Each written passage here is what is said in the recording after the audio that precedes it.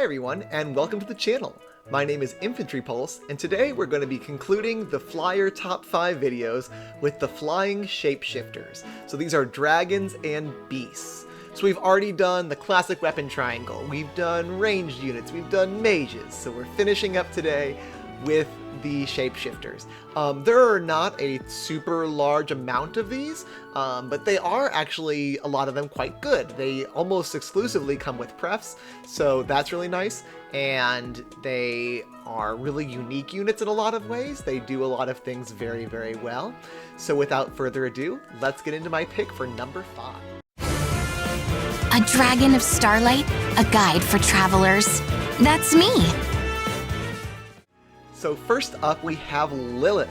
So Lilith recently got a huge boon in the form of the trace skills. So I kind of slept on Lilith from her launch just because, yeah, she can teleport, and she has this unconditional teleport condition with her support partner, which is really good on Aether Raid's offense, and can be good on Arena too, I suppose.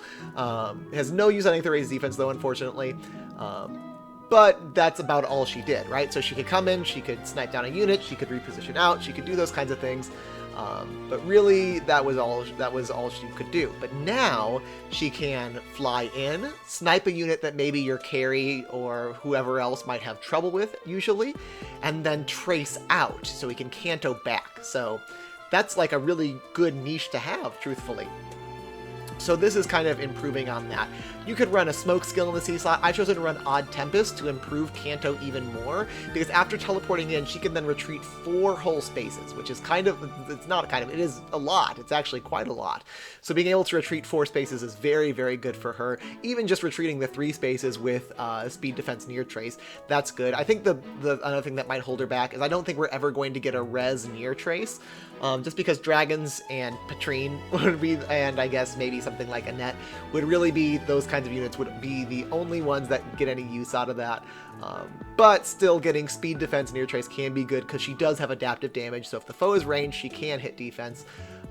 That said, definitely an interesting unit, a super unique unit, and one that has only gotten better recently. Nobody crosses my waters without my say-so.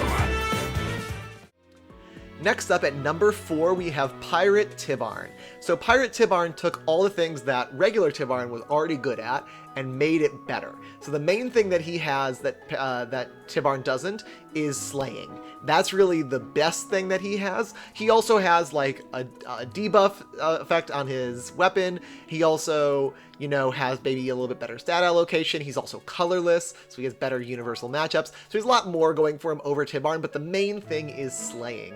So with slaying, he can run Heavy Blade in the Seal, or he can run his default Heavy Blade 4 in the A slot, and then run Dive Bomb, which he comes with naturally, which is super great, and really mess up some teams on Aether Raid's defense, because he's going to be charging up that Dive Bomb off his engagement whether the opponent counterattacks or not, and he can often get a kill because of his super, super high attack.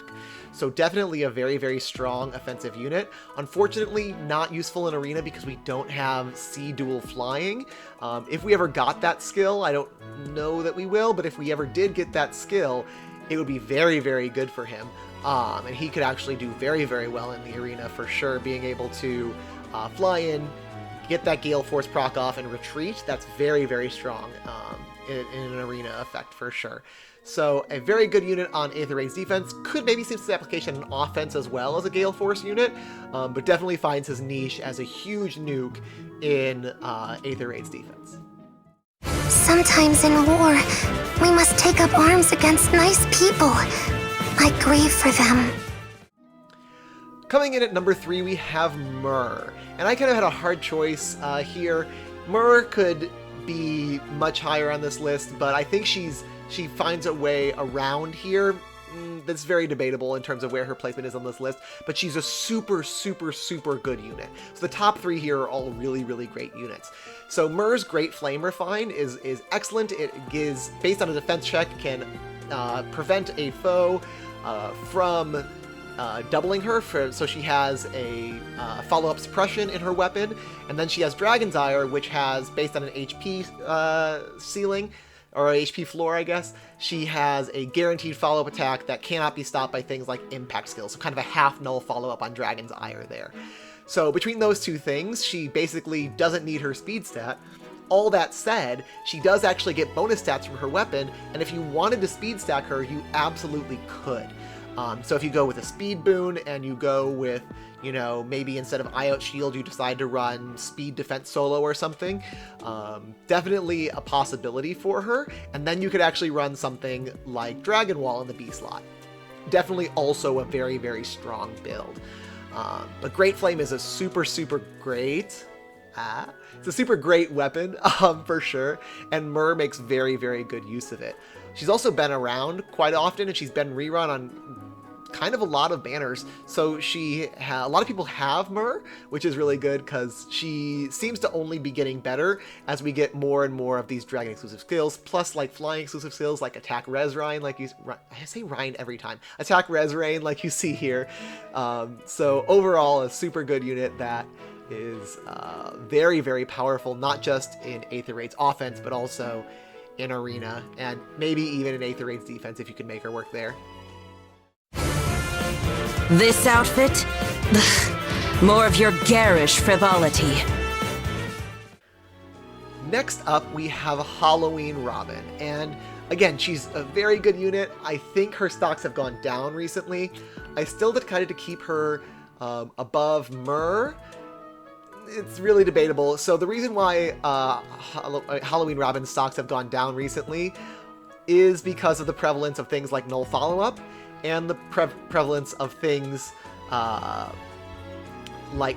but Fatal Smoke. Fatal Smoke is really, really bad for her. It's really bad for her, and the most common user of it is are red units. So you have your Legendary Sigurd and your Duo Leaf. So those are both the units that come with Fatal Smoke in the default kit, and a lot of people choose to keep Fatal Smoke on them, and that really messes up Halloween Robin, because she really needs that healing to feel good. So I've chosen to go... That said, if the opponent is not running Fatal Smoke, she is head and shoulders above Myrrh. But I think she's gone down recently. Anyway, back to her. So she gets healing whenever her special procs, and she has slaying in her weapon. So, sorry, not slaying, she has a special acceleration on Dragon Scale. So not slaying at all. But she gets special acceleration from Dragon Scale, so when the opponent hits her, she can charge up a 2 cooldown special, like Noontime, Moonbow, Glimmer. So with one of those specials charged, she can fire it back off, get back healing 30% of her maximum HP, quite a bit of her HP, every single time her special procs. So I've chosen to run Moonbow. Noontime is also a super viable option. I think Moonbow is probably better than Glimmer in a lot of cases, but up to you. Depends on how you use her, how you support her, all that kind of stuff. She gets extra stats from Dragon Scale. She also nullifies her flying weakness. She is still a dragon, so she still has dragon weakness, but I think that's less common, definitely less common on Light Season, so a good Light Season carry overall. And you can see based on her stats here, she has huge defensive stats, really good attack stat. She just has a very, very min-max stat spread, and that makes her a very, very strong unit. She doesn't really see a lot of play in Aether Raid's defense, and that's unfortunate. I think she can also do well in Arena, maybe as well as Myrrh. Unfortunately, you don't get to use Dragon Scale in Arena because you need to use G-Duel. She scores 175 naturally without it. If you just want to run Dragon Scale, you could just do that and she scores 175. But if you want to get that max Arena score, then she needs G-Duel Flying to get the 180 score. If you choose to run that, she does have Disencounter built into her weapon, as opposed to Myrrh, who does not have Disencounter. So it's a little bit of a trade-off there. Again, these two units are very comparable. They're both green flying dragons with very, very strong preferred weapons. So 2 and 3 is super interchangeable to me. But both are really, really strong units and deserve a massive amount of respect for the amount of bulk and damage they can dish out.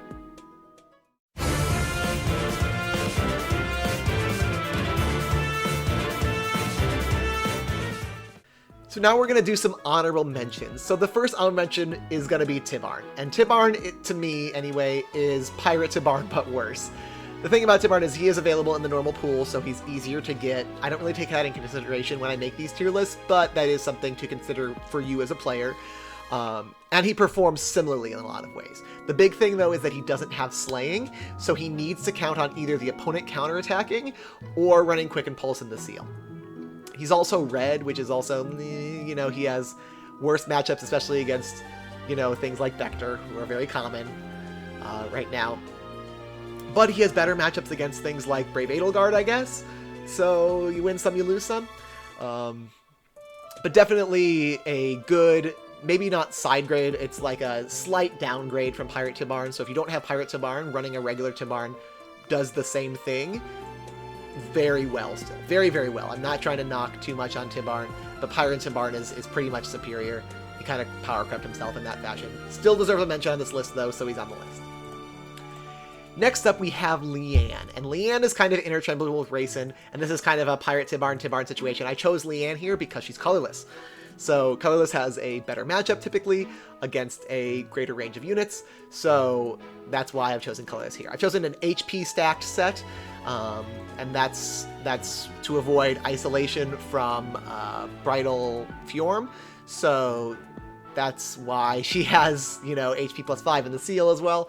The good thing about the Herons, both Leanne and Raisin, is that they are the original 3-range dancer. So, Dancing Sigurd, eat your heart out here. She is the original. So, things she has above Legendary Sigurd is that she is flying, so she can go over things like moats and trenches and trees, so she can be used on different maps in different ways than Dancing Sigurd can. She also is melee range, so she will not attack into opponents as often while still being 3 range, so she can catch up to your calves to dance them. That being said, what she has not in favor of her is she's not a duo unit, so that's unfortunate for her, and she is also not a ranged calf, so that's a double-edged sword, right? So Sigurd will attack more often, but also he enables those dancer traps much, much better, where Leanne is basically the same as a ranged dancer. A ranged flying dancer, or a ranged energy dancer, that is. So, you win some, you lose some. They have passive healing on their weapons, so that's super great. I've chosen attack, defense, near trace here, so in case she does dance unit, she can retreat to safety very easily.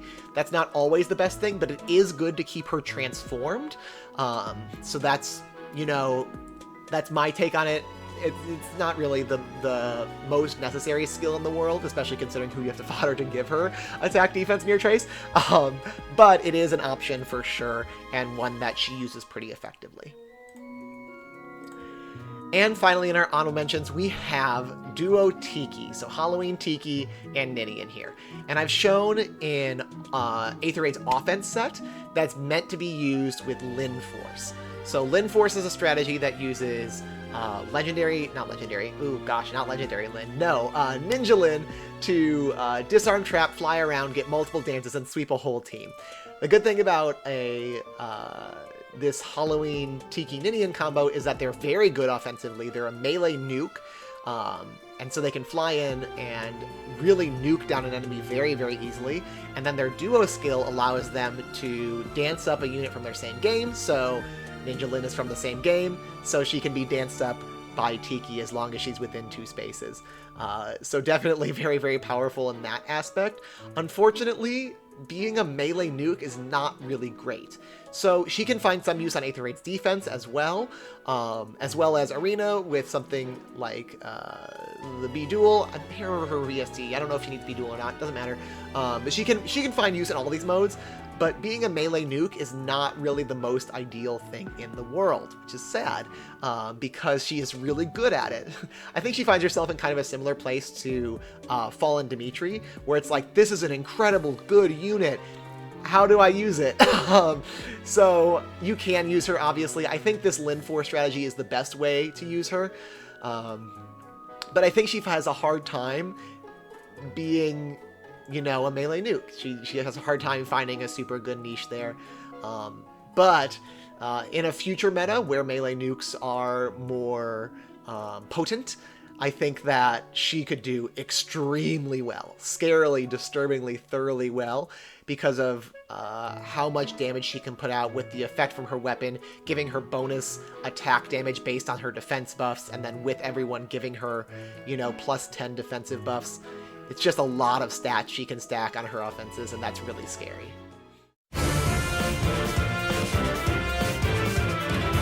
Perfect weather for a hop. And finally, the #1 flying shapeshifter is Spring Myrrh. So Spring Myrrh is just a really good unit, just like a really strong unit. So her weapon has slaying on it, which is super great, and then it also has +5 to everything during the enemy phase, and also has 40% damage reduction during the enemy phase, and it can be activated on the player phase too if the opponent's at 100% HP. It's just like, it's a lot of effects, she does a lot of things, and it's just really, really, really strong.